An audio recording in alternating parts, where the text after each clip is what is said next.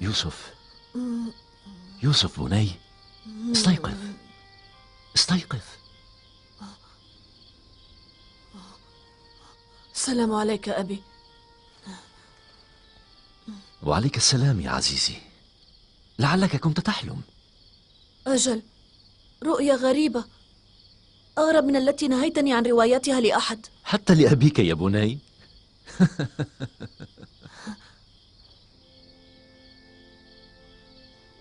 كنا جالسين على مقربة من الأغنام،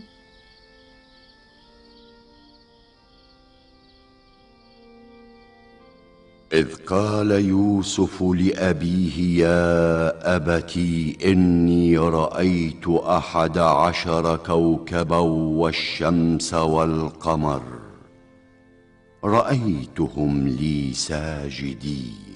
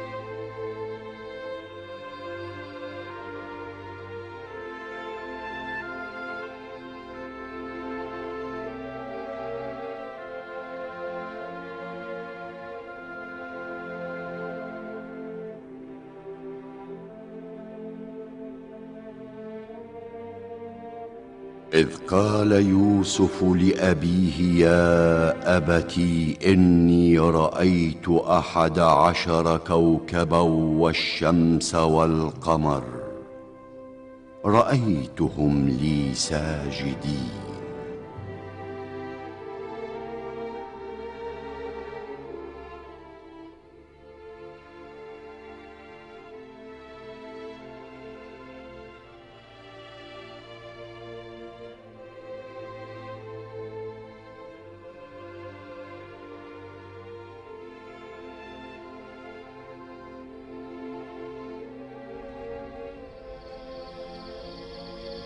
كنت أنظر إلى النجوم وإلى الشمس والقمر حينما أيقظتني.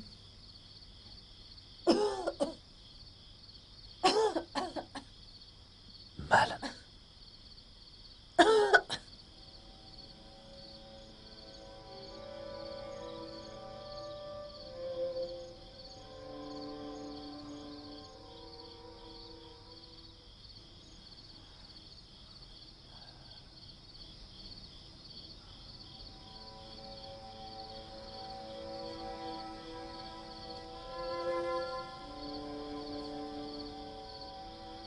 لقد صدق حدسك يا بني.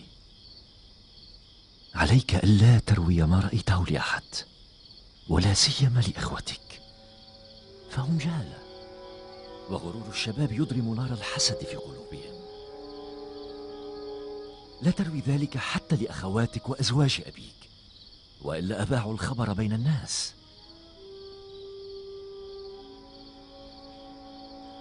إن الشمس التي ستحني رأسها بين يديك في قابل الأيام ها هي راكعة أمامك، وكذلك سيسجد لك القمر 11 كوكبا في يوم من الأيام. سيأتي يوم تكون فيه سيدا ووجيها بين الناس ووليا من أولياء الله. حينها فقط سوف يسجد أمامك أبواك وجميع أبناء أبيك. وحتى ذلك اليوم لا تقصص رؤياك على أحد، وخصوصا على إخوتك. مخافة أن يتولاهم الحسد فيكيد لك.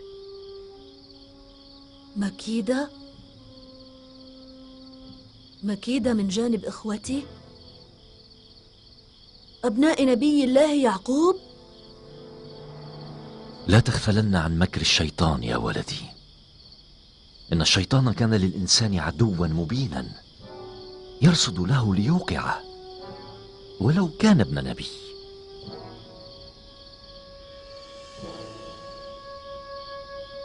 لقد اصطفاك الله تعالى لنفسه وحباك علم تعبير الرؤى وتفسير الأحلام، وسيتم نعمته عليك وعلى آل يعقوب كما أتمها على أبويك إسحاق وإبراهيم من قبل.